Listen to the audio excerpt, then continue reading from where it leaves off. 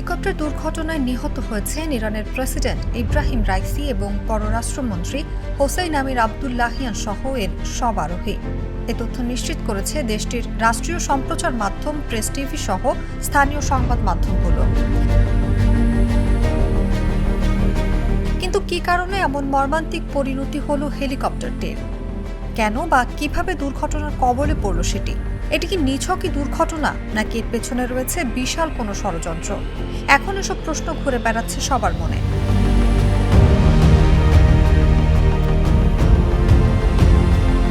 Helicopter বিধ্বস্তের সুনির্দিষ্ট কারণ জানতে এখনো হয়তো বেশ কিছুদিন সময় লাগবে।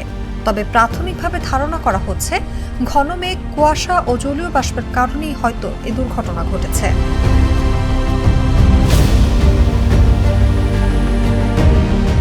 পল বিভার নামে একজন উড়োজাহাজ বিশেষজ্ঞ এবং সাবেক হেলিকপ্টার পাইলট বলেছেন, ইরানি প্রেসিডেন্টের হেলিকপ্টার বিধ্বস্ত হওয়ার পেছনে অবশ্যই মেঘের আচ্ছাদন, কুয়াশা, জলীয় বাষ্প এবং নিম্ন তাপমাত্রা ভূমিকা রেখেছে। কাতার ভিত্তিক সংবাদ মাধ্যম আল জাজিরাকে তিনি বলেন, হেলিকপ্টারগুলো ফিক্সড উইং প্লেনের মতো বিরূপ আবহাওয়ার সহজেই উঠতে পারে না। হেলিকপ্টারে সেই সুবিধা নেই। এর আগে রোববার আজারবাইজানের সীমান্তের কাছে দুটি বাঁধ উদ্বোধন করেন প্রেসিডেন্ট রাইসি।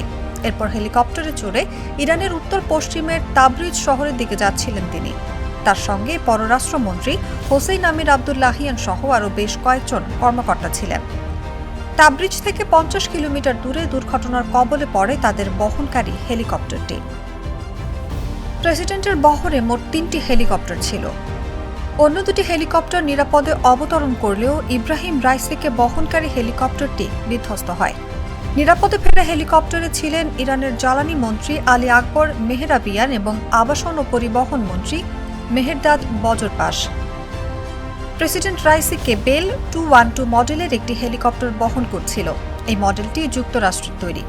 1980 সালের বিপ্লবের পর যুক্তরাষ্ট্রের এ ধরনের হেলিকপ্টার ইরানের কাছে বিক্রি করার কথা নয়। সে হিসেবে এটি অন্তত 45 বছরের পুরনো। সোমবার সকালে পূর্ব আজারবাইজান প্রদেশের পাহাড়ি ও তুষারাবৃত এলাকায় ইরানি প্রেসিডেন্টকে বহনকারী হেলিকপ্টারের ধ্বংসাবশেষ খুঁজে পায় অনুসন্ধানী দল।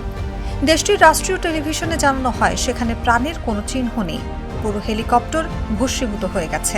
ইরানে এর আগেও অনেক গুরুত্বপূর্ণ ব্যক্তি এ ধরনের আকাশযান দুর্ঘটনায় নিহত হয়েছেন।